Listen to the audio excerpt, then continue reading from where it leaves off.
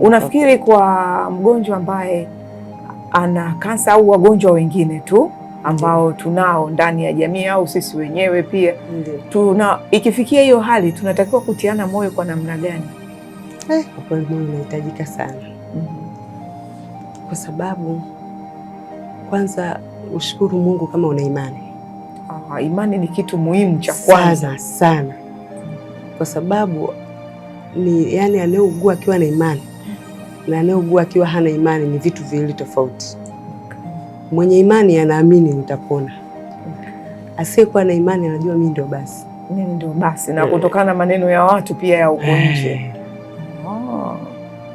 Sawa. Kwa maana hiyo kwako unatupa ushuhuda kwamba kwenye imani, iwe Muislamu, iwe Mkristo, iwe anayeamini chochote, imani ni kitu muhimu cha uponyaji. Mungu ni kitu cha kwanza. Kwa sababu madaktari wako ni madaktari. Lakini Mungu ndio daktari mkuu.